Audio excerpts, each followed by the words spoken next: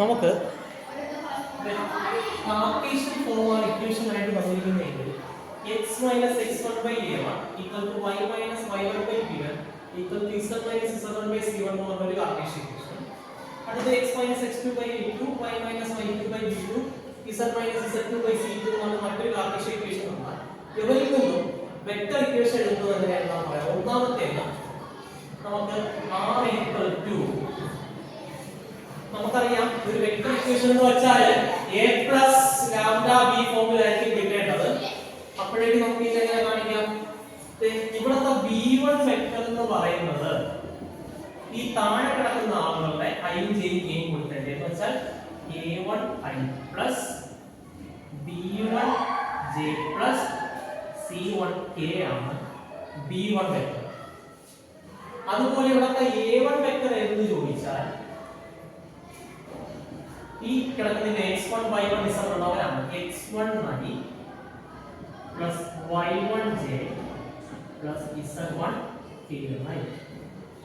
അതുപോലെ ഇവനെ നാം വെക്റ്റർ എഴുതാം.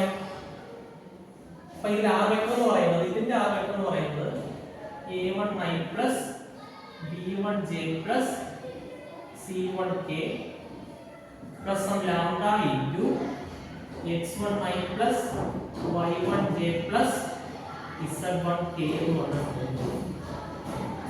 അതുപോലെ ഇവിടുത്തെ b2 വെക്റ്റർ എന്തായിരിക്കും?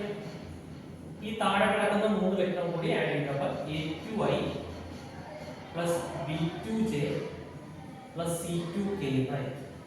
ഇവിടുത്തെ a2 വെക്റ്റർ എന്ന് പറയുന്നത് x2i plus y2j plus z2k.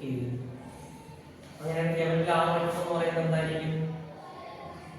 a2i plus that means x2i plus y2j plus z2k plus some u into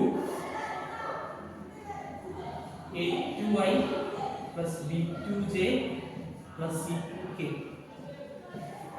ഇത് കാർട്ടീഷ്യൻ ഇക്വേഷൻ കൊണ്ട് എങ്ങനെയാണ് വെക്റ്റർ ഇക്വേഷൻ കാണുന്നതെന്നാണ് പറഞ്ഞിരിക്കുന്നത്.